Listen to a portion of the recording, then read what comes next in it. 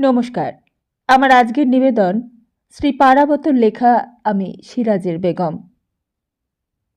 শ্রী পারাবত নামের আড়ালে চিরকালই রয়ে গেলেন লেখক প্রবীর কুমার গোস্বামী।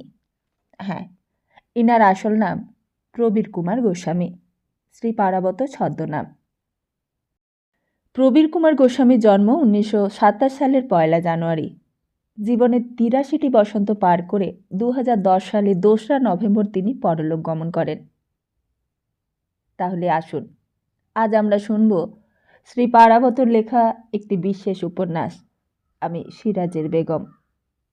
আশা রাখছি শেষ পর্যন্ত সঙ্গে থাকবেন। আর শ্রোতা বন্ধুদের জন্য একটা প্রশ্ন থাকলো, আমি সিরাজের বেগমের এই বেগমের নাম কি? তাহলে আসুন শুনে নিই আজকের পর্বে কি আছে। আমি জারিয়া, কৃতদাসী। শুধু এটুকুই জানি নিজের সম্বন্ধে।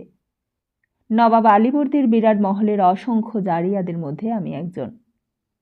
কোথা থেকে এলাম, কে আমার মা, কে আমার বাবা, তাও জানি না। স্বপ্নের মতো শুধু একটা ছবি মনের মধ্যে মাঝে মাঝে ভেসে ওঠে। সেই ছবি ভয়ঙ্কর দুঃস্বপ্নের মতো। গ্রামে খড়ে ছাওয়া এক শান্তির নীড় দানবীয় আক্রমণে দাউ দাউ করে জ্বলে উঠল একদিন। আর্তনাদ করে আমাকে কোলে তুলে নিয়ে কুটির থেকে ছুটতে ছুটতে বার হয়ে এলো এক নারী। বাইরে সারি সারি ঝকঝকে পোশাকে দাঁড়িয়ে রয়েছে অসুরের দল। মুখে তাদের পৈশাচিক হাসি। তাদের সম্মুখে এক গ্রাম্য যুবকের সুঠাম নগ্ন দেহ রক্তাপ্লুত অবস্থায় পড়ে রয়েছে উপুড় হয়ে। সেই দৃশ্য দেখে আমাকে কোলে নিয়ে নারী চিৎকার করে আছড়ে পড়ে।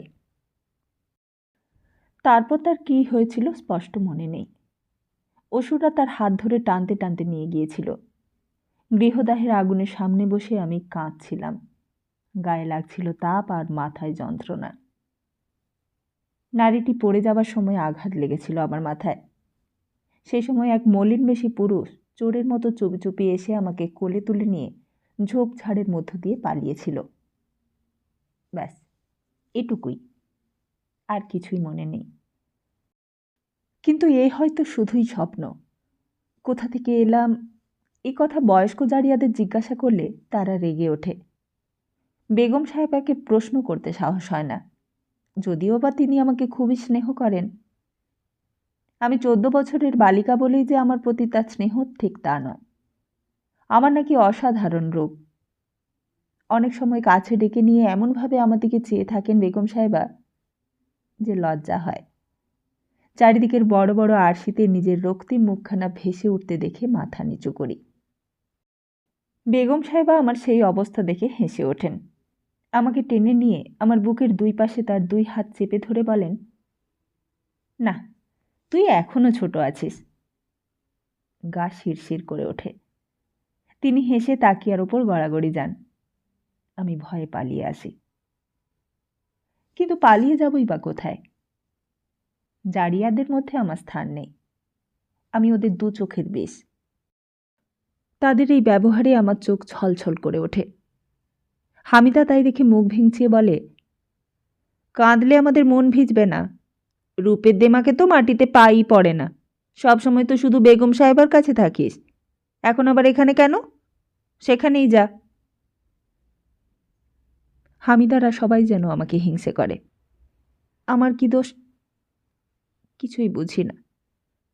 বেগম সাহেবা যে মাঝে মাঝে আমাকে ডেকে কথা বলেন, সে কি আমার অপরাধ? তার কাছে যেতে তো আমার ভয়ই করে। সে কথা হামিদারা বুঝবে? বললেও বিশ্বাস করবে না। তাই নির্জন এক গবাক্ষের সামনে দাঁড়িয়ে আমার দিন কাটে।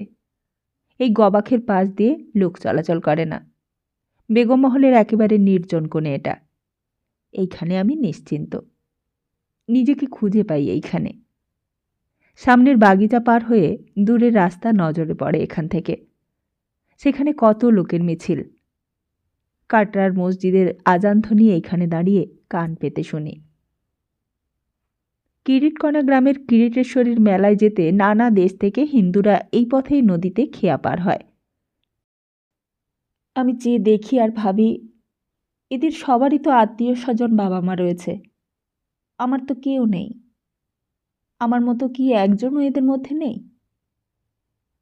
এই গবাক্ষই আমার সান্ত্বনা, আশ্রয়ও।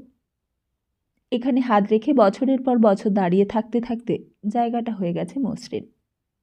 অজ্ঞাতেই চোখের নোনা জল পড়ে পড়ে এর ধার হয়েছে বিবর্ণ, আর সেই মসৃণ বিবর্ণতাই যেন একে টেনে এনেছে আমার আরও কাছে, আমার পরম আত্মীয় করে তুলেছে। প্রাসাদের চাকচিক্য আর হৃদয়হীনতা যেন গবাক্ষ থেকে কিছু দূরে থমকে দাঁড়িয়ে পড়েছে, আর এগোতে পারে না। স্মৃতির অস্পষ্টতা যেদিন প্রথম দানা বেঁধে স্পষ্ট হয়েছে, সেদিন থেকেই আমার এই গবাক্ষ। মনে আছে যখন ছোট ছিলাম, এইখানে দাঁড়িয়েই আমি বাইরের দৃশ্য দেখতে পেতাম না। আমার মাথা অত উঁচুতে পৌঁছত না। নবাবের জুতো রাখার একটা চৌকি ছিল, লুকিয়ে এনে রেখে দিয়েছিলাম এইখানে। তার উপর দাঁড়িয়ে চেয়ে থাকতাম বাইরের দিকে। এখন আর সেই চৌকির প্রয়োজন হয় না, বেশ বড় হয়ে গেছি। সবসময় ভয় হয় এখান থেকেও একদিন সবাই মিলে আমাকে সরিয়ে দেবে। এখনো কারোর নজর পড়েনি তাই। মহলের এই জায়গাটার গুরুত্ব এত কম যে নজরে পড়ার কথাও নয়। তবু একদিন ঘসেটি বেগমকে এইদিকে আসতে দেখে বুকের ভেতরটা ছ্যাঁত করে উঠল। তাকে সব জারিয়ারাই ভয় করে, তাকে দেখলে সবার পা কাঁপে। জারিয়াদের দেখে দেখে আমার মনেও তার সম্বন্ধে একটা অজ্ঞাত ভীতিভাব জন্মেছিল। অথচ তার ওই রূপ, অমন টানা টানা চোখের দিকে চাইলে মনেই হয় না যে তাতে ভয় পাওয়ার মতো কিছু রয়েছে। অমন রূপ হয় শুধু বেহেস্তের পরীদের। জারিয়াদের দেখা দেখি আমার মনে ভয় জন্মালেও তাদের মতো থরথর করে আগে কখনো কাঁপতাম না। কিন্তু যেদিন দেখলাম অমন অপরূপ চোখেও আগুনের মতো জ্বলে ওঠে, অমন সুন্দর নাসারন্ধ্র রাগে বিভৎস দেখায়, যেদিন দেখলাম নবাব নিজে এবং বেগম সাহেবা কন্যার প্রতাপের কাছে অসহায়ের মতো বোবা হয়ে গেলেন, সেদিন থেকে অন্যান্য জারিয়াদের মতো আমিও তার নামে কাঁপতে শুরু করলাম। সেদিনের কথা আজও আমার মনের মধ্যে জ্বলজ্বল করছে। মহলের 50টা আরশি ভেঙে চুরমার করে দিয়েছিল ঘসেটি, আর সেই ভাঙা কাজ আমরা সবাই মিলে পরিষ্কার করেছিলাম। আমাদের কারোর মুখে বিরক্তির মৃদু গুঞ্জনও শোনা যায়নি। কাঁচে অনেকের হাতও ক্ষতবিক্ষত হলো, কিন্তু কেউই দাওয়ায়ের জন্য হাকিম ডাকতেও সাহস পায়নি। আরশির কাজে বিষ থাকে জেনেও টু শব্দটি পর্যন্ত কেউ করেনি। অথচ সেই দিন ঘসেটিকে অন্যায় কিছুই বলেনি বেগম সাহেবা। নওয়াজিজ মোহাম্মদ খাঁর সঙ্গে শাদী হয়েছে তার, কিন্তু তার কাছে ঢাকায় যাবে না ঘসেটি। এ কেমন কথা?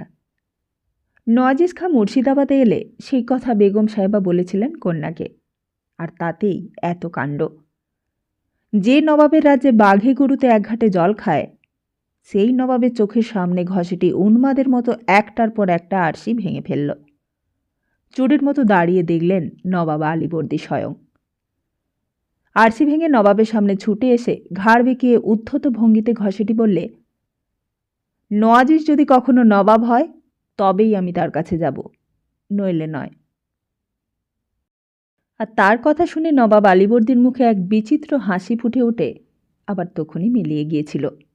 তিনি বলেছিলেন, তাহলে তুমি এখানেই থাকো। সেই ঘসেটিকে গবাক্ষের কাছে এগিয়ে আসতে দেখে আমার বুকের ভেতরটা কেঁপে ওঠাটাই স্বাভাবিক। পালিয়ে যাওয়ারও উপায় নেই, আবার না গেলেও যে ভাগ্যে কি আছে কে জানে।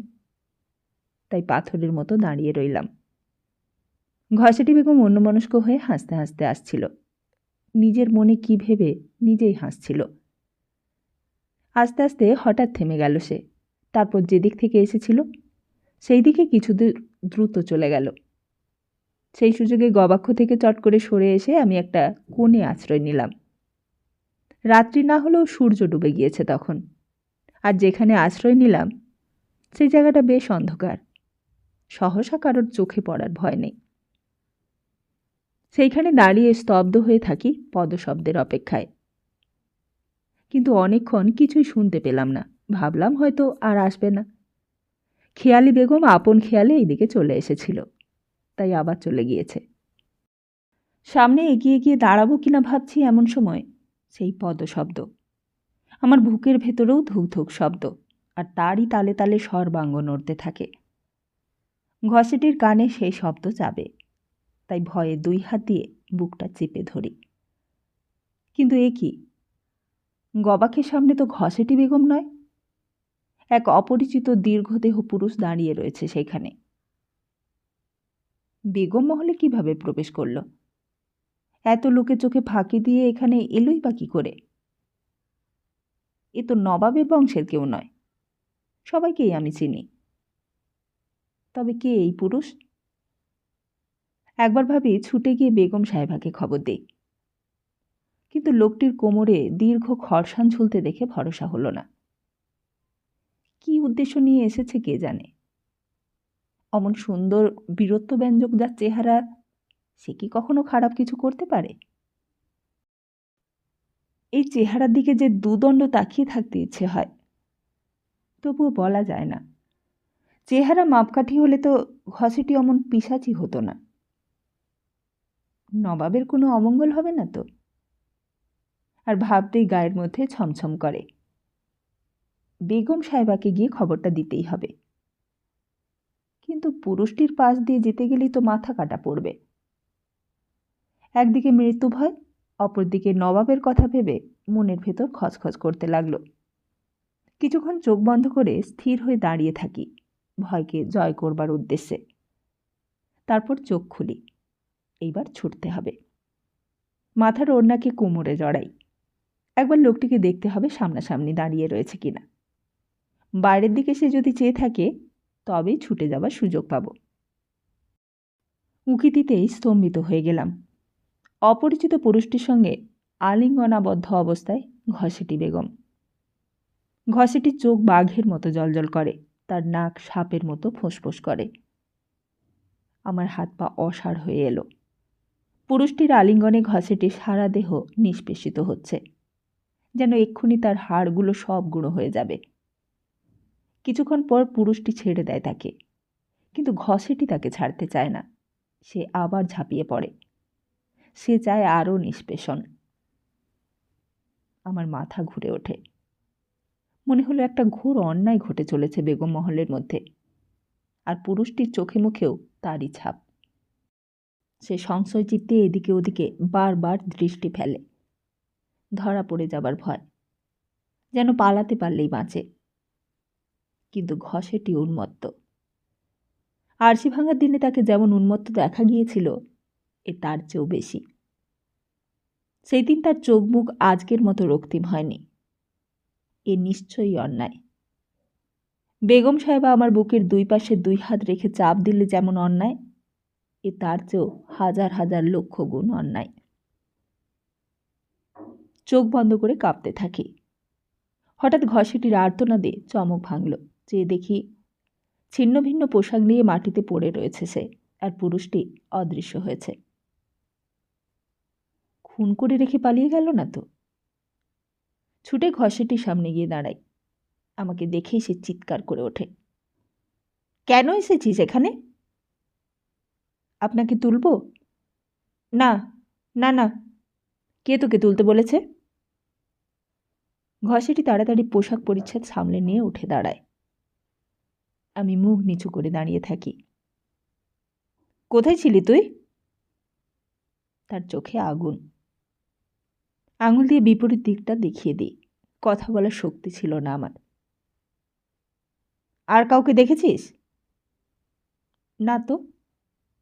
ঠিক আছে, চলে যা আমার সামনে থেকে, দূর হ। আমি তাড়াতাড়ি পালিয়ে যাই। একেবারে বেগম সাহেবার ঘরে গিয়ে উপস্থিত হই। নবাব আলীবর্দীর বেগম তখন আলবলই তামাক সেবন করছিলেন। বাইরের ঘড়িয়ে আসা অন্ধকারের দিকে চেয়ে তিনি যেন কিসের চিন্তায় মশগুল। হয়তোবা নবাবের জন্য ভাবনা হয়েছে।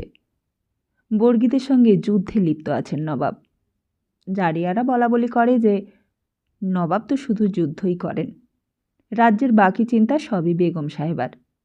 তারই পরামর্শে নাকি বাংলা, বিহার, উড়িষ্যার ভাগ্য নিয়ন্ত্রিত হয়। আমি অত শত বুঝি না, তবে এটুকু জানি যে নবাব তার সব কথাই শোনেন। তার কপালে আজ যেমন রেখা ফুটে উঠেছে, নবাবের সঙ্গে আলোচনার সময়ও ঠিক এমন রেখাই ফুটে ওঠে। বেগম সাহেবার ঘরে হন্তদন্ত হয়ে ঢুকে পড়ে বুঝলাম মস্ত একটা ভুল করেছি। তিনি যদি প্রশ্ন করেন কী জন্য এসেছি, তাহলে তো ঘসেটি বেগমের কথা বলা যাবে না, আর সে শুনতে পেলে আমার প্রাণ থাকবে না। হামিদার বোনের মতো দশা হবে। সামান্য দোষে তাকে বেগম মহলের ছাদ থেকে ঠেলে ফেলে দেবার হুকুম দিয়েছিল ঘসেটি। আর শুধু হুকুম দিয়েই ক্ষান্ত হয়নি, সমস্ত জারিয়াদের ছাদের উপর দাঁড় করিয়ে বলেছিল যে অবাধ্য হলে জারিয়াদের কী দশা হয় স্বচক্ষে দেখতে। হামিদার বোন তার পায়ের উপর হয়ে প্রাণ ভিক্ষা চেয়েছিল, কিন্তু কোনো ফল হয়নি। নিজের হাতে ঘসেটি নাকি তাকে ঠেলে দিয়েছিল উপর থেকে। আমি হামিদার বোনকে দেখিনি, অন্তত স্মৃতিতে তন্ন তন্ন করে খুঁজলেও তার কোনো হদিস পায় না। তবুও সেই দৃশ্য আমার চোখে স্পষ্ট ভাসে। বেগম সাহেবাকে অন্যমনস্ক দেখে চুপি চুপি পালিয়ে আসবো ভাবলাম, কিন্তু দরজা পর্যন্ত যেতেই তার কণ্ঠস্বরে থামতে হলো। শোন। আমি তার দিকে ঘুরে স্থাণুর মতো দাঁড়িয়ে রইলাম। এদিকে আয়। গম্ভীর আদেশ। এক পা করে তার কাছে এগিয়ে যাই। কি চাস? কিছু না। তবে কেন এসেছিলি? পা টিপে দেব? আমার গলা কেঁপে ওঠে। তুই তো কোনোদিন পা টিপিস না। না টিপলে যে শিখতে পারবো না। শেষ চেষ্টা করি সহজ হবার। আমার কথায় বেগম সাহেবার মুখে মৃদু হাসির তরঙ্গ খেলে যায়। তিনি বলেন, তোর এতটুকু হাতে কি আমার আরাম হবে? তবে থাক, আমি যাই বেগম সাহেবা। যেন পালাতে পারলেই বাঁচি। দরজার দিকে এগিয়ে যাই আবার। শুনে যা। বেগম সাহেবার মুখে বিরক্তি দেখে ভয় পেলাম। তাড়াতাড়ি কাছে গিয়ে দাঁড়াই। কি বলতে এসেছিলি তাই বল। তার চোখে উৎসুক। কিছু বলতে আসিনি বেগম সাহেবা। জিভ দিয়ে ঠোঁটটা ভিজিয়ে নি। মিথ্যে কথা বলছিস, ঠিক করে বল। তার স্বর বজ্র কঠিন। আমি ফুপিয়ে কেঁদে উঠি। তিনি স্থির হয়ে বসে থাকেন, তার চোখ আমার দিকে নিবদ্ধ। আপ্রাণ চেষ্টায় তাড়াতাড়ি নিজেকে সামলে নি। এইবার বল, কি দেখে ভয় পেয়েছিলি? কেন ছুটে এসেছিলি এখানে? আমি স্তম্ভিত হলাম। বাড়ির দিকে অন্যমনস্কের মতো চেয়ে থাকলেও তিনি আমার সব হাবভাবেই লক্ষ্য করেছিলেন প্রথম থেকে। বুঝলাম ফাঁকি দিতে পারবো না। জারিয়াদের কথা এতদিনে বিশ্বাস হলো যে কোনো জিনিসই বেগম সাহেবার দৃষ্টি এড়ায় না। কিন্তু আমি কি বলবো তাকে? সত্যি বললে কালই হয়তো ছাদ থেকে ঠেলে ফেলে দেওয়া হবে, আর মিথ্যে বললে নবাবের আদেশে রাস্তায় গিয়ে দাঁড়াতে হবে। পৃথিবীতে আমার যে কেউ নেই, কোথায় আশ্রয় পাব? তার চেয়ে মৃত্যুই ভালো। কার উপর অভিমান জানি না, চোখ ফেটে জল বার হয়ে আসতে চাইল। বললাম, বেগম মহলে কে যেন এসেছিল। কি বললি? তিনি বিস্মিত হলেন। একজন পুরুষকে দেখলাম। কে এসে? চিনি না। কেমন দেখতে? যেমনটা দেখেছি আমি বর্ণনা করে গেলাম। আর কেউ ছিল? না। ঠিক করে বল বাদরি। তিনি রীতিমতো উত্তেজিত হন। পালঙ্ক ছেড়ে ছুটে এসে আমার কাঁধ ধরে ঝাঁকান। আমি আর কাউকে দেখিনি বেগম সাহেবা। ঘসেটিকে দেখিসনি? মনে হলো প্রচণ্ড আঘাতে আমার মন এবং শরীর দুই গুড়িয়ে গেল। নির্বাক হয়ে দাঁড়িয়ে থাকি। বল বল বল, চুপ করে আছিস কেন? ঘসেটিকে দেখিসনি? না না, খোদার কসম। বেগম সাহেবার পায়ের কাছে আমি ভেঙে পড়ি। পা দিয়ে তিনি যদি আমার গলা টিপেও ধরেন সেও ভালো। তাতে হয়তো মিথ্যেবাদী শাস্তি হবে, কিন্তু ঘসেটির হাত থেকে তো বাঁচব। বেগম সাহেবা কিছুই করলেন না। তিনি সেইভাবে বহুক্ষণ দাঁড়িয়ে রইলেন। তারপর ধীরে ধীরে গিয়ে তাকিয়ার ওপর মাথা রাখেন। আমি নিচেই বসে থাকি। খানিক পরে তিনি বলেন, তুই এখন যা। আমি উঠে দাঁড়াতে আবার বলেন, যদি তাকে আর কখনো দেখিস সঙ্গে সঙ্গে আমাকে এসে বলবি, নইলে তোকে মেরেই ফেলা হবে। আমি কুর্নিশ করে চলে আসি। দুদিন পর দলবল নিয়ে বেগম সাহেবা ভোরবেলা গিরিয়ার উদ্দেশ্যে যাত্রা করলেন। সারাদিন তিনি না খেয়ে সেইখানে থাকবেন, সন্ধে হলে আবার ফিরে আসবেন। প্রতি বছরই এই দিনে তিনি যান গিরিয়ার প্রান্তরে। এই দিনে সেইখানে নবাব আলীবর্দী সরফরাজকে পরাজিত করে বাংলা, বিহার, উড়িষ্যার মসনদ পেয়েছেন। বেগম সাহেবা এই দিনটিকে পবিত্রভাবে পালন করেন। বেগম মহল প্রায় ফাঁকা। নবাব আলীবর্দী ও মুর্শিদাবাদে নেই, বর্গীদের সঙ্গে যুদ্ধ করছেন। আমার অতি প্রিয় গবাকের সামনে গিয়ে দাঁড়াবো ভাবছি। এমন সময় সফিয়া তাড়াতাড়ি দৌড়ে এসে আমার হাত ধরে। জারিয়াদের মধ্যে আমি সর্বকনিষ্ঠ, আর তারপরেই সফিয়া। তার বয়স 16। শরীরে তার স্বাস্থ্য আছে, দেহের গঠনও সুন্দর, কিন্তু রংটা বড় কালো। কালো রঙের জন্য তার দুঃখের সীমা নেই। তার দুঃখ দেখে আমার হাসি পায়। সে আমাকে চুপি চুপি একদিন বলেছিল যে রং যদি তার আমার মতো হতো তাহলে সে কোনো নবাবজাদাকে শাদি করতে পারত। নবাবজাদাদের শাদি করার জন্য এদের এত লোভ কেন বুঝি না।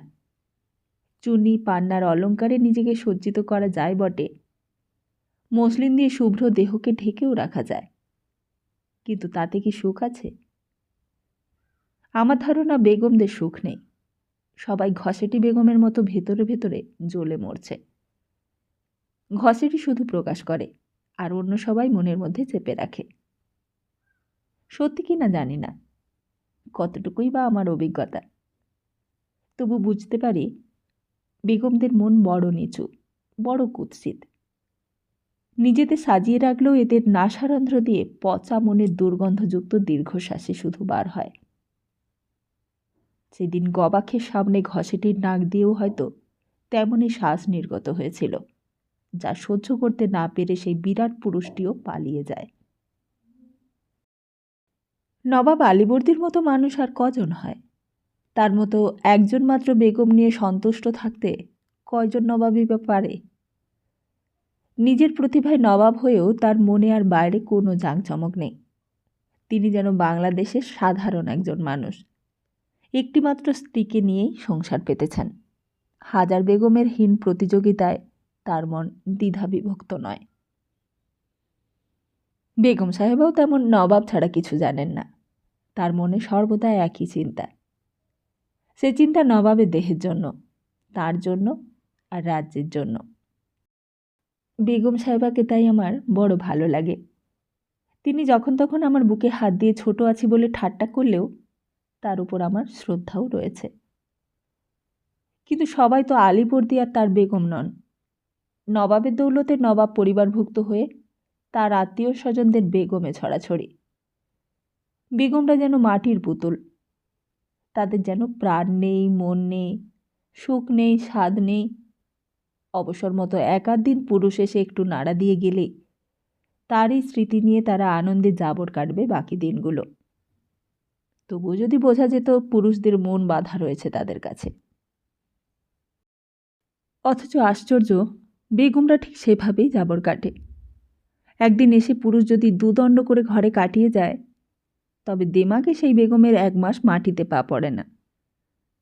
জাফরগঞ্জ প্রাসাদে যখন কিছুদিনের জন্য ছিলাম তখন সেখানেও ওই রকমই দেখেছি। তাই সফিয়ার বেগম হওয়া শখ দেখে আমার ভীষণ কষ্ট হয়। মনে হয় যদি সম্ভব হতো আমার গায়ের রং তাকে দিয়ে দিতাম, আর তার গায়ের রং নিয়ে আমি কোনো সিপাহীকে বিয়ে করে চলে যেতাম তার কুটিরে। কত সুন্দর সুন্দর সিপাহীদের রাস্তা দিয়ে যেতে দেখি। কত রকম বয়স তাদের। তাদের নিশ্চয়ই ঘর আছে, ঘরে মা আছে, ভাই বোন আছে। সেখানে 10টা বেগমের প্রতিযোগিতা নেই। আমি গেলে আমিই সব। সফিয়া এসে আমার হাত ধরে হাঁপাতে হাঁপাতে বললে, শিগগির চল, ছাদে পালাই। দেখলাম সব জারিয়ারাই দৌড় করে ছাদে উঠে যাচ্ছে। বিস্মিত হয়ে প্রশ্ন করি, কেন? হোসেন কুলি খাঁ আসছেন। তাতে কি হয়েছে? ন্যাকা, কিছুই যেন জানে না। বেগম সাহেবা নেই, ঘষেটি যদি আমাদের এখানে দেখে তাহলে কি আস্ত রাখবে? কেন? যাবি তো চল, অত বুঝিয়ে বলার সময় নেই। আমি যাব না। তবে মর। সফিয়া আমাকে ছেড়ে ছুটে পালায়। হোসেন কুলি খাঁকে কখনো চোখে দেখিনি, নাম শুনেছি। ঢাকায় নওয়াজিস খাঁর ডান হাত তিনি। তার বুদ্ধি আর বীরত্বের কথা সকলেই জানে। স্বয়ং নবাবকেও অনেক সময় তার সম্বন্ধে বেগম সাহেবার কাছে প্রশংসা করতে শুনেছি। সেই হোসেন কুলি খাঁকে দেখে জারিয়াদের এত ভয় কেন তা বুঝলাম না। আর ঘসেটি বেগমই বা কেন এতে বিরক্ত হবে? হোসেন কুলি খাঁকে দেখবার অদম্য কৌতূহল হলো। ছুটে গিয়ে বেগম মহলের বাইরে সিঁড়ির সামনে দাঁড়ায় গিয়ে। সেই পথে তিনি আসবেন ঘসেটি বেগমের সঙ্গে দেখা করতে। নওয়াজিস খাঁ কোনো সংবাদ নিশ্চয়ই পাঠিয়েছে। ভারী পায়ের শব্দে চোখ তুলে তাকাতেই স্তম্ভিত হই। সর্বাঙ্গ পাষাণ হয়ে যায়। মনে হয় একটু পরেই বুঝি পড়ে যাব। ডান হাত দিয়ে তাড়াতাড়ি দেওয়াল চেপে ধরি। মুহূর্তে বুঝতে পারি জারিয়ারা কেন সরে পড়েছে। সেদিনের গবাক্ষের সামনে সেই অচেনা পুরুষ। সেই পুরুষই তবে হোসেন কুলি খাঁ। কাজের তাগিদে ঢাকা থেকে মুর্শিদাবাদে আসেন আর প্রভুর বেগমের বার্তা নিয়ে যাবার আছিলায় প্রভুর সর্বনাশ করেন। সরল ভালো মানুষ নওয়াজিস মোহাম্মদ খাঁ। ভৃত্য আর বেগমের ওপর তার অবিচল আস্থা। পৃথিবীতে কি ভালো মানুষেরা শুধুই প্রতারিত হয়? হোসেন কুলি খাঁ আমার সামনে এসে থমকে দাঁড়ালেন। সংযত হয়ে তাকে কুর্নিশ করি। তার মুখে হাসি ফুটে ওঠে। তিনি বলেন, তুমি জারিয়া? ঘাড় নাড়ি। খুবসুরত, কিন্তু বড় ছোট। আপন মনে শেষ দিতে দিতে তিনি এগিয়ে যান। আমি তাকে অনুসরণ করি। ঘসেটি বেগম আগেই ঘর থেকে বার হয়ে এসেছিল। হোসেন কুলি খাঁর পেছনে আমাকে দেখে সে রাগে ফেটে পড়ে, চিৎকার করে ওঠে, এইখানে কি করছিস হতভাগী? আমি চুপ করে থাকি। ঘসেটি ছুটে আসে আমার দিকে। হোসেন কুলি খাঁ নিমেষে আমাকে আড়াল করে দাঁড়ান। সরে যাও, ওকে আমি শেষ করব, মিটমিটে শয়তান কোথাকার। গম্ভীর স্বরে হোসেন কুলি খাঁ বলেন, থাক বেগম সাহেবা, এতটুকু মেয়ের গায়ে হাত দিয়ে কোনো লাভ নেই। আর তাছাড়া কোনো অপরাধ তো করেনি। ওকে তুমি চেনো না। আমি কি চিনতাম? এখন বুঝেছি। মুখ দেখেই চেনা যায়। একটি সরল সুন্দরী পরী, শুধু ছোট। কিছুদিন পর মাথা ঘুরিয়ে দেবে অনেক পুরুষের। এই বলে তিনি হো হো করে হেসে ওঠেন। তোমারও মাথা ঘুরিয়েছে নাকি? ঘসেটি ঘন ঘন নিঃশ্বাস ফেলে। তার ঠোঁট বিকৃত হয়। হ্যাঁ, দূর থেকে দেখে ঘুরেছিল বটে, তখন বয়স তো আন্দাজ করতে পারিনি। ঘসেটি আচমকা হোসেন কুলি খাঁর পাশ কাটিয়ে আমার পেটে পদাঘাত করে। অসহ্য যন্ত্রণায় সেইখানে বসে পড়ি। চোখের সামনে সব কিছু ঘুরতে থাকে। তারপর ঝাপসা হতে হতে সব অন্ধকার হয়ে যায়। মরার আগে বুঝি এমনই হয়। কতক্ষণ পড়েছিলাম জানি না। যখন জ্ঞান হলো দেখলাম তারা দুজনেই চলে গিয়েছে। বিরাট মহলের বাইরে আমি একা। চোখে জল এলো। মনের মধ্যে আবছা একটা নারী মুখ ভেসে উঠল, যে নারী আমাকে কোলে নিয়ে আগুন লাগা কুটির থেকে ছিটকে বার হয়ে এসেছিল। এ কি শুধুই স্বপ্ন? স্বপ্ন হলে এত ঘন ঘন ভেসে ওঠে কেন মনের মধ্যে? সেদিন ওই রমণী আমাকে নিয়ে আঙিনায় আছড়ে পড়লে আমার মাথায় যে আঘাত লেগেছিল, সেই আঘাতেরই চিহ্ন কি মাথার পেছনের ওই কাটা দাগ? জানি না, বলে দেবার কেউ নেই। যেই বৃদ্ধা জারিয়া আমাকে মানুষ করেছিল, তাকে জিজ্ঞাসা করলে হয়তো কিছুটা বলতে পারত। ধীরে ধীরে উঠে দাঁড়াই। কাউকে দেখতে পাই না, সবাই ছাতে লুকিয়ে রয়েছে। গবাকে সামনে গেলে হয়, কিন্তু সাহস হয় না। আজও যদি ওরা সেখানে গিয়ে থাকে? বেগম সাহেবা এলে তাকে বলবো নাকি যেই পুরুষটিকে আমি সেই দিন দেখেছি সে হোসেন কুলি খাঁ?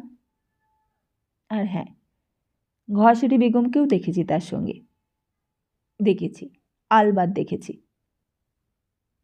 কিন্তু তাহলে যে হোসেন কুলি খাঁর প্রাণ যাবে, তার মৃত্যু আমি চাই না।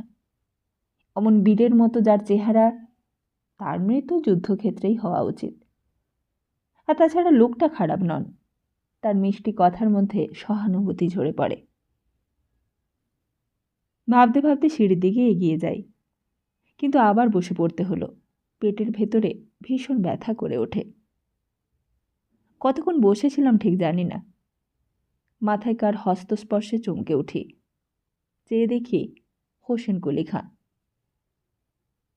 খুব লেগেছে? না। নিশ্চয়ই লেগেছে। কোনো কথা বলি না। আমার সঙ্গে ঢাকায় যাবে? না। এখানে তবে অত্যাচার সহ্য করো। আমরা যে জারিয়া, আমাদের অত্যাচার সহ্য করতে হয়। ও। চিন্তাকুল অবস্থায় তাকে নেমে যেতে দেখি। সুন্দর তার চলার ভঙ্গি, নবাব আলীবর্দীর চেয়েও সুন্দর। কি চমৎকার দেহের গঠন! এক দৃষ্টে চেয়ে থাকি। পেটের ব্যথার কথাটাও ভুলে যাই কিছু সময়ের জন্যে।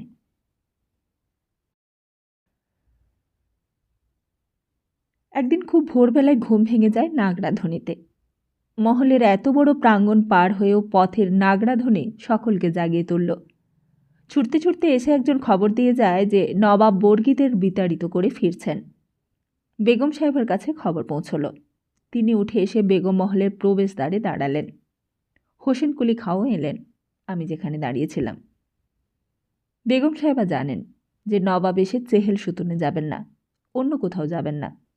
প্রথমে তিনি তার কাছেই আসবেন। নবাবের সঙ্গে তার আদুরে নাতিটিও আসবে, সেও যুদ্ধে গিয়েছিল। তাকে আমি এড়িয়েই চলি। আমার চেয়ে আর কতটুকুই বা বড় হবে সে? অথচ তার প্রতাপে নবাব পর্যন্ত কম্পিত। ঘচেটি বেগমের ওপর সে আরেক কাঁটি। কখন যে কি চেয়ে বসে ঠিক নেই, অথচ যা চাইবে না দিলে প্রলয়কাণ্ড বাঁধিয়ে বসবে। ঘসেটি বেগম তো শুধু আরশি ভাঙে, এ হয়তো মানুষের মাথা ভাঙবে। নবাবের মুখ দেখে বোঝা যায় না, ভালোবাসলেও তার জন্য তিনি সর্বদাই তটস্থ। তাকে যুদ্ধে নিয়ে গিয়ে তিনি ভালোই করেছিলেন, নইলে তার অনুপস্থিতিতে নিশ্চয়ই একটা কাণ্ড করে বসত।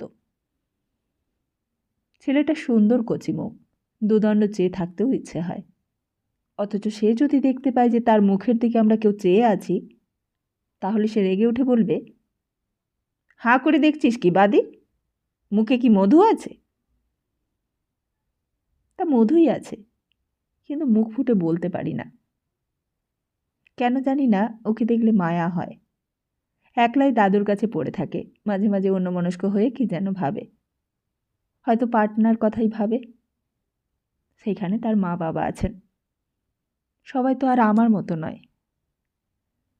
ও যখন চিন্তা করে আমি লুকিয়ে লুকিয়ে দেখি। ভাবতে ভাবতে কখনো ওর মুখ আনন্দে উজ্জ্বল হয়ে ওঠে, কখনো বা একটা বিষাদের ছায়া সারা মুখখানাকে অন্ধকার করে দেয়। তখন কাছে গিয়ে সান্ত্বনা দিতে ইচ্ছে করে, কিন্তু ভরসা পায় না। মাথার মধ্যে তো ওর দুষ্টু বুদ্ধির অন্ত নেই। আমার অধ্যত্ব দেখে কি আদেশ করবে কে জানে। বয়স কম হলে কি হবে, কারোর জানতে বাকি নেই যে বাংলার মসনদে আলীবর্দীর পর ওই ছেলেই বসবে, আর সেই বিষয়ে সবচেয়ে বেশি সচেতন ও নিজে। আমার প্রিয় গবাক্ষের সামনে গিয়ে দাঁড়াই। কাতারে কাতারে লোক দাঁড়িয়ে রয়েছে রাস্তার দুই ধারে, নবাবকে তারা অভ্যর্থনা জানাবে। হর্ষধ্বনির মধ্যে নবাব তার নাতিকে নিয়ে প্রবেশ করলেন। মহলের প্রধান ফটক বন্ধ হলো। বাইরে জনতার চাপে সেই ফটক ভেঙে যায় আর কি। দুজন সিপাহীকে ছুটে যেতে দেখলাম খরসান হাতে জনতার দিকে। নবাব সেই দিকে চেয়ে থেমে গেলেন। হস্তিপৃষ্ঠ থেকে মাটিতে নামলেন, ধীর পায়ে এগিয়ে গেলেন বন্ধ ফটকের দিকে। জনতাকে সম্বোধন করে কি যেন বললেন, আবার একটা আকাশ ফাটানো চিৎকার। মহলের সামনে রাস্তা ফাঁকা হয়ে যায় ধীরে ধীরে। প্রজাদের আনন্দে নবাবও আনন্দিত। আনন্দ তাদের উচ্ছৃঙ্খল করে তুলেছিল। তাতে সিপাহীরা রাগলেও নবাব রাগেন না। তিনি ধীরভাবে তাদের বুঝিয়ে ফিরে এলেন। এইভাবেই আমি তাড়াতাড়ি গিয়ে বেগম সাহেবার ঘরের সামনে দাঁড়াই। জানি নবাব সেখানেই আসবেন। একটা ঝাড়ুন জোগাড় করে নিই। তাদের কথাবার্তার সময় নিজেকে কোনো কাজে ব্যস্ত রাখতে হবে। বয়স কম বলে সুবিধে আছে। অন্য জারিয়ারা ঘরে কিংবা আশেপাশে থাকলে তিনি তাদের চলে যেতে বলেন, কিন্তু আমাকে কিছু বলেন না। ফলে তাদের অনেক কথাই আমি শুনতে পাই। নাতিকে নিয়ে নবাব আর বেগম সাহেবা ঘরে ঢুকলেন। আমি বাইরের আসবাবপত্রে ঝাড়ুন বুলিয়ে চলি। ঘরের মধ্যে যাওয়া ঠিক হবে না। এইখানে দাঁড়িয়েই শুনতে হবে যতটুকু শোনা যায়। শুনতে পেলাম বেগম সাহেবা বলছেন, অনেকবারই তো ওদের তাড়ালে, কিন্তু শেষ তো হয়নি। এইবারে কি শেষ করে দিয়ে এলে? না, পণ্ডিত না মরলে ওরা শেষ হবে না। তাহলে পণ্ডিতকে মারো। পারছি কই। নবাবের স্বরে হতাশা। কৌশলে চেষ্টা করে দেখো। পরের বার এলে তাই করতে হবে। অত বড় বীরকে কৌশলে মারতে লজ্জা হয়। বীর? কি বলছো তুমি? বীরেরা নিরীহ লোকেদের ওপর অত্যাচার করে? তারা সামনাসামনি যুদ্ধ করে। তারা লুট করে না, আর সাধারণ লোককে নির্মমভাবে হত্যাও করে না। ওরা বাধ্য হয়ে লুট করে। ওদের টাকার প্রয়োজন। তাতে আমাদের কি? আমরা বাধ্য হয়ে পণ্ডিতকে বধ করব। আমাদের শান্তি প্রয়োজন। শ্রান্ত নবাব আর কোনো কথা বলেন না। বেগম সাহেবা বলেন, শুনেছি ওরা হিন্দু রাজ্য প্রতিষ্ঠা করতে চায়। সামর্থ্য থাকলে তা করুক, কিন্তু নিরীহ লোকেদের ধনে প্রাণের বিনিময়ে কোনো মহৎ উদ্দেশ্য সিদ্ধ হয় না। ওদের যদি সেটাই আদর্শ হয়, তবে তার পথ হওয়া চাই পাপ বর্জিত। কিছুক্ষণ চুপচাপ। আমার হাতের ঝাড়নটা হাতেই রয়েছে। কিছুই পরিষ্কার করা হয়নি। এইবারে দরজার আর একটু কাছে এগিয়ে এসে এটা ওটা যা সামনে পাই পরিষ্কার করি। ভেবেছিলাম যুদ্ধ সম্বন্ধে বিচিত্র কাহিনী শুনতে পাব, কিন্তু কোনো রকম আলোচনা হলো না দেখে একটু হতাশ হয়ে পড়লাম। যুদ্ধ জিনিসটাও নবাব বেগমদের কাছে যেন সাধারণ ব্যাপার। হঠাৎ একসময় বেগম সাহেবার গলা শুনি, আমাদের দাদুর কি খবর? বুঝলাম এইবার নাতিকে একচোট আদর জানানো হবে। এতক্ষণের গম্ভীর আলোচনার সুর হঠাৎ পাল্টে গেল। আমি কান খাড়া করি। আমার খবর এই যে। সিরাজ একটা কিছু দেখালে বলে মনে হলো। তেমনি উদ্ধত গলা। এতদিনের অবর্তমানেও একটুও বদলায়নি। যুদ্ধক্ষেত্রের পরিশ্রম আর কাঠিন্য ভোগ করে এসেও বেগম সাহেবার স্নেহসিক্ত কথার জবাবে এতটুকু নমনীয়তা প্রকাশ পেল না। তবু কত মিষ্টি, যেমন চেহারা তেমন কণ্ঠস্বর। স্বভাবটা আল্লাহ অমন করে গড়লেন কেন? নবাবজাদাদের কি অমনই হতে হয়? এতটুকু দয়া, এতটুকু মমতা কি থাকতে নেই? আর তা যদি না থাকে, তবে লক্ষ লক্ষ প্রজার পঞ্জীভূত ব্যথার কথা কিভাবে জানতে পারবে? প্রজারা যে নবাবের মুখ চেয়ে বেঁচে থাকে। প্রজাদের দুঃখ নিজের বলে অনুভব না করলে কিসের নবাব? নবাব আলীবর্দী তো অমন নন। এই তো একটু আগেই তো হাতি থেকে নেমে নিজে এগিয়ে গেলেন ফটকের দিকে। প্রজাদের মনের খবর তিনি রাখেন বলেই কিভাবে তাদের শান্ত করতে হয় সে কৌশলও তার জানা। একজন সামান্য সিপাহী যা বুঝতে পারল না, তিনি তা বুঝলেন। সিপাহী হয়তো বুঝতে পেরেছিল, কিন্তু নবাবের চোখের সামনে কাজ দেখাবার সৌভাগ্য বড় একটা হয় না তাদের। তাই অতি উৎসাহে খরসান হাতে ছুটে গিয়েছিল প্রজাদের দিকে। নবাব বাধা না দিলে সে কি করত কে জানে।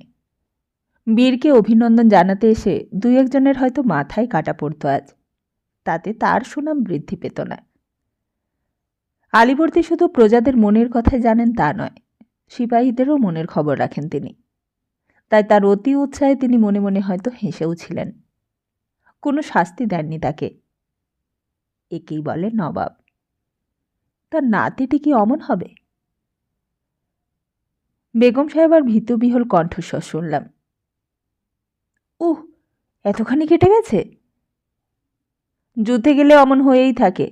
তোমাদের মতো তো আর বেগম মহলে বসে থাকা আমাদের কাজ নয়। গর্ব ঝরে পড়ে সিরাজের কথায়।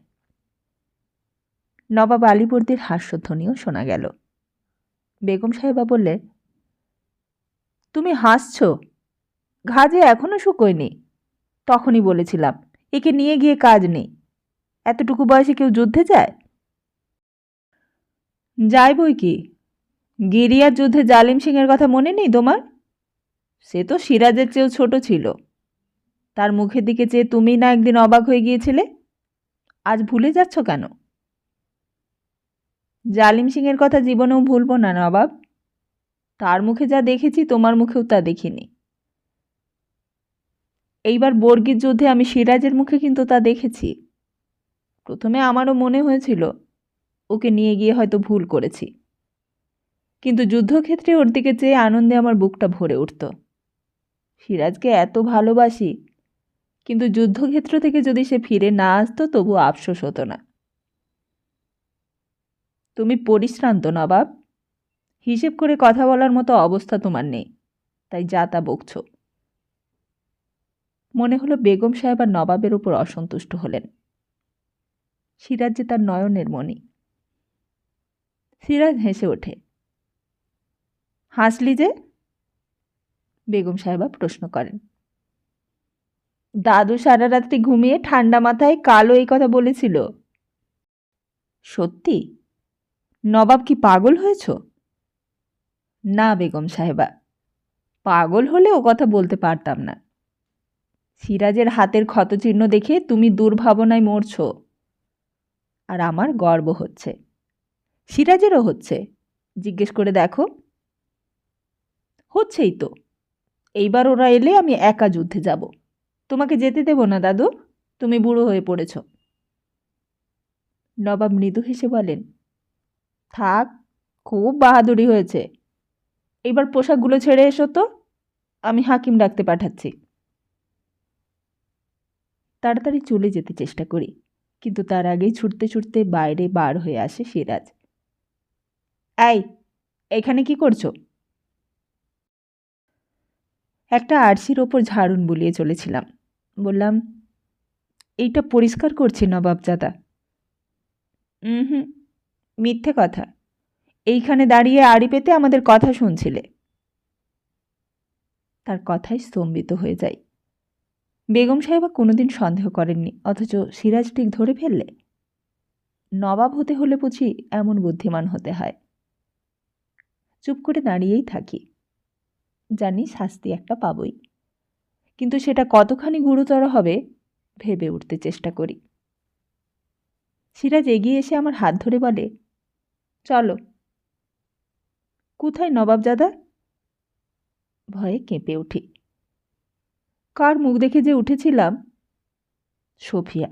হ্যাঁ, ওই সোফিয়াকেই দেখেছিলাম প্রথমে।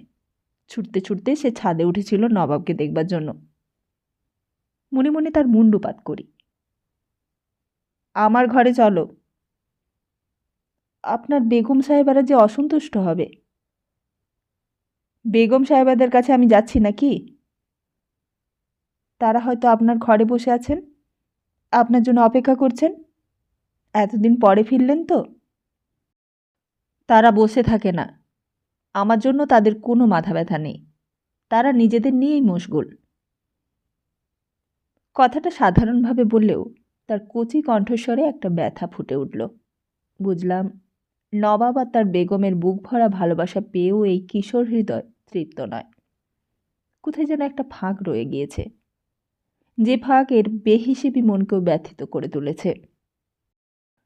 প্রথম যৌবনে পা দেবার সঙ্গে সঙ্গেই বেগমদের ধরন ধারণা, তাদের মন যেন চিনে ফেলেছে সিরাজ। তবুও সামান্য জারিয়ার কাছে এমনভাবে নিজেকে প্রকাশ করে ফেললেন কেন সে? অল্প বয়স বলেই কি মাঝে মাঝে নিজের মর্যাদা বজায় রেখে চলতে ভুলে যায়? আল্লাহর কাছে প্রার্থনা করি সে যেন হামেশাই এমন ভুল করে। তার উপর সহানুভূতিতে মন ভরে উঠল। এতদিন তাকে বাংলার নবাবের উদ্ধত আদুরে নাতি বলেই জানতাম। জানতাম সিরাজের কোনো বাসনাই অপূর্ণ থাকে না, কিন্তু আজ জানলাম তার মনের নিভৃত কোণে এমনই কোনো কামনা রয়েছে যা আজও অপূর্ণ। ভবিষ্যৎ বাংলার নবাব সেখানে ভিখিরি। আমার বুকের ভেতরটা টনটন করে উঠল। যদি পারতাম বুকের রক্ত দিয়েও পূর্ণ করতাম সিরাজের মনের বাসনা, কিন্তু তা তো আর সম্ভব নয়। আমি যে জারিয়া, ভালোবাসা আমার পক্ষে পাপ। ভালোবাসলেও সেই ভালোবাসার প্রকাশ অমার্জনীয় অপরাধ। আমি কি সত্যি সিরাজকে ভালোবেসে ফেললাম? এত সহজে কি করে তা সম্ভব? আমি যে কোনো নাম না জানা সিপাহীর ঘরে যেতে চাই, কিন্তু এই মুহূর্তে যেতে ইচ্ছে করছে না কেন? সিরাজের বলিষ্ঠ হাত আমার বাঁ হাতখানাকে ধরে রয়েছে বলেই কি? অমন বোকার মতো দাঁড়িয়ে আছো কেন? চলো, আমার জুতো খুলে দেবে, চলো। চলুন নবাবজাদা। সিরাজের ঘরে গিয়ে দেখলাম সত্যি কোনো বেগম সেখানে নেই। তারা নিজেদের মহলে তখন নিদ্রা যাচ্ছে। অথচ স্বামী ফিরেছেন শুনে আলীবর্দীর বেগম এই বয়সেও ভোরবেলা উঠে কেমন সিঁড়ির কাছে গিয়ে একা দাঁড়িয়েছিলেন। কত তফাত! আলীবর্দী সত্যিই ভাগ্যবান। তাই তার ভাগ্যাকাশের সূর্য কখনো অস্ত যাবে না, যেতে পারেই না। আর বেগম সাহেবাও ভাগ্যবতী। নবাবের গৃহিণী হয়েও কোনো ভাগ না দিয়ে সব সুখ উপভোগ করেছেন। মুখে সিরাজ যাই বলুক, মনে মনে সে অন্তত একজন বেগমকেও আশা করেছিল তার ঘরে। ভেবেছিল এতদিন পর ফিরে আসার আনন্দে অভিভূত হয়ে কোনো বেগম ঘরে ঢোকার আগেই ছুটতে ছুটতে এসে তাকে জড়িয়ে ধরে অভ্যর্থনা জানাবে। কিন্তু কেউ নেই। সিরাজের আশাহত দৃষ্টিতেও ফুটে উঠল সেই একই কথা। কেউ নেই। তার বুক ভাঙা দীর্ঘশ্বাসে সে আমার কাছে ধরা পড়ে গেল। কিন্তু সামান্য জারিয়ার সামনে সে নিজেকে প্রকাশ করে না, তাই আবোল তাবোল বকতে শুরু করে। এত কথা তাকে কোনোদিন বলতে শুনিনি। দুঃখের মধ্যেও হাসি পেল। মনে মনে বলি, যতই তুমি চালাক হও না কেন সিরাজ, আমি যে নারী, তোমার এত কথা কোন জিনিসকে চাপা দেবার জন্য তা কি বুঝি না? সিরাজ বলে, বুঝলে, এই মুর্শিদাবাদে থাকতে আমার মোটেও ভালো লাগে না। যুদ্ধ করতে কষ্ট আছে ঠিকই, কিন্তু তাতে আনন্দও আছে। যুদ্ধটা তো সবসময়ের জন্য নয় নবাবজাদা। হঠাৎ সাহস পেয়ে যাই। নয় কেন? বর্গিরা তো আর চিরদিন থাকবে না। সাদা মুখগুলো আছে না, ওরা আর কজন? সিরাজ হেসে বলে, ওদেরকে কেউ চিনতে পারেনি। দাদু কিন্তু ঠিক চিনেছে। সামান্য কজন হলে কি হবে, ভীষণ শক্তি ওদের। তবুও আপনার কাছে কিছুই নয়। ইচ্ছে করলে ওদের দুদিনেই তাড়িয়ে দিতে পারেন। আমি? সিরাজ অবাক হয়। বুঝতে পারি তাকে এতখানি প্রাধান্য কেউ কখনো দেয়নি। তার বেগমেরাও নয়। সে যেন এই প্রথম বুঝল সে সাবালক।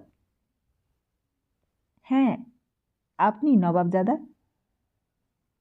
দাদুই তো আছে। তার কথা শেষ হয় না। তার বয়স হয়েছে, এখন তো আপনার উপরেই ভরসা। আপনাদের কথা আমি সত্যিই লুকিয়ে শুনেছিলাম। আপনার বীরত্বের কথাও শুনলাম।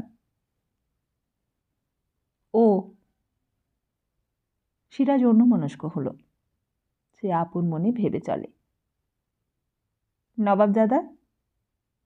হুম? আপনার জুতো খুলে দিই, হাকিম আসবে যে। ও হ্যাঁ, দাও। সিরাজ তার পাটা বাড়িয়ে দেয়। বলিষ্ঠ পা, সুন্দর পরিপূর্ণ গড়ন, কোথাও খুঁত নেই। আস্তে আস্তে তার একখানা পা আমার কোলের ওপর তুলে নেই। দেরি করব, যত খুশি দেরি করব তার জুতো খুলতে। এইভাবেই আমার কোলের ওপর পড়ে থাক তার পা। এই ভারটুকু বহন করার জন্যই বোধ হয় এতদিন উদ্গ্রীব হয়েছিলাম। হয়তো তার মুখের দিকে এক দৃষ্টে চেয়েছিলাম, অনেকক্ষণ ধরে চেয়েছিলাম। নইলে এতক্ষণ শুধু বাঁ পায়ে জুতোটা খোলা হবে কেন? হঠাৎ সে চিৎকার করে ওঠে, আবার ওইভাবে চেয়ে আছো? মানা করেছি না কত? কেন যে দুর্মতি হলো জানি না, বলে ফেললাম, ক্ষতি কি নবাবজাদা? এই দেখো ক্ষতি। এই বলে সে ডান পা দিয়ে আমার হাঁটুর উপর আঘাত করে। অসহ্য ব্যথায় কুঁকড়ে যায়। জুতোর নিচে লোহা আছে নিশ্চয়ই। কিন্তু সিরাজের মুখের দিকে চেয়ে নিজের যন্ত্রণার কথা ভুলে যেতে হয়। সেও চিৎকার করে পালঙ্কের ওপর গড়িয়ে পড়েছে। কি হলো নবাবজাদা? কোথায় লাগলো? পাটা আবার মুচকে গেল। কাতরাতে কাতরাতে সে বলে। তাড়াতাড়ি তার ডান পায়ের জুতোটা খুলে ফেলি। দেখি গোড়ালির কাছে অনেকখানি ফুলে উঠেছে। যুদ্ধক্ষেত্রে কখনো লেগেছিল হয়তো। খালি পাটা আবার কোলে তুলে নিই। কি করব ভেবে না পেয়ে আস্তে আস্তে হাত বুলিয়ে দিই।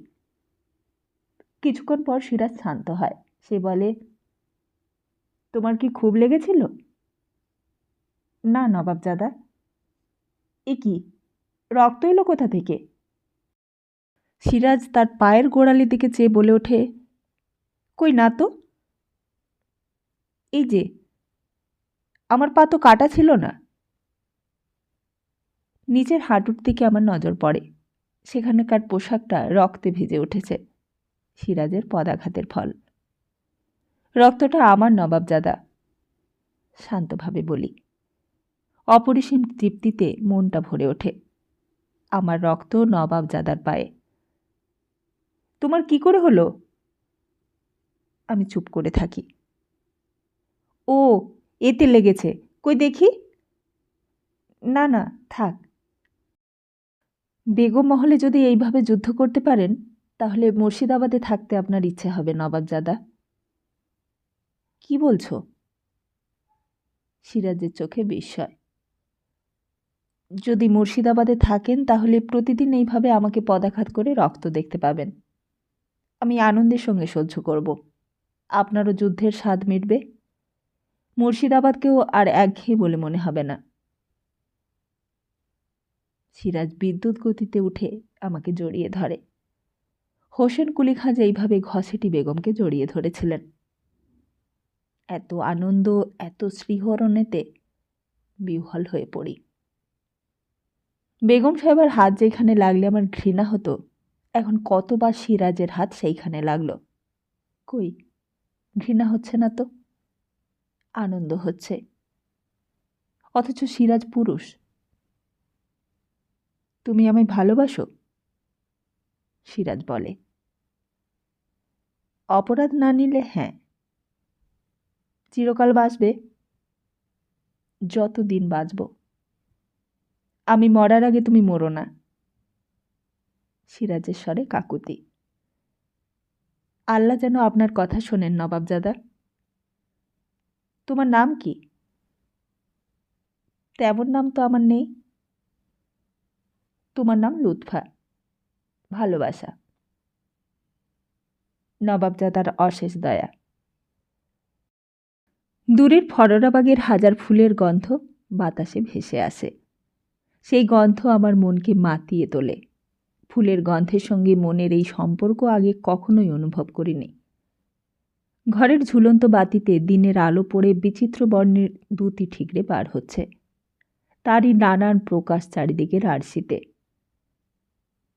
সিরাজ আমাদিকে চেয়ে মৃদু হেসে বলে, তুমি এমন পোশাক পরো কেন?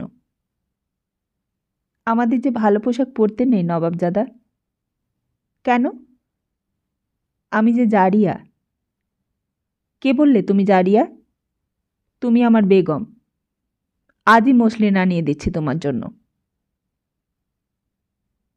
সফিয়ার কথা মনে হলো। তার জন্য কষ্ট হলো। তার বেগম হবার খুব শখ।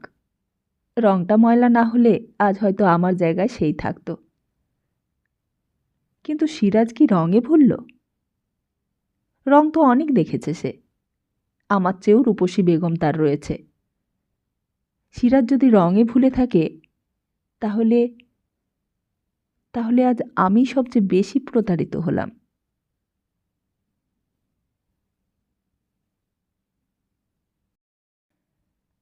তাহলে আজকের মতো এই পর্যন্ত। খুব তাড়াতাড়ি আসছি নতুন আরেকটি পর্ব নিয়ে। ততদিন ভালো থাকুন, সুস্থ থাকুন আর সবাইকে ভালো রাখুন। গল্পটি যদি ভালো লাগে কমেন্ট করে জানাতে ভুলবেন না। আশা করছি কমেন্ট করবেন। নমস্কার।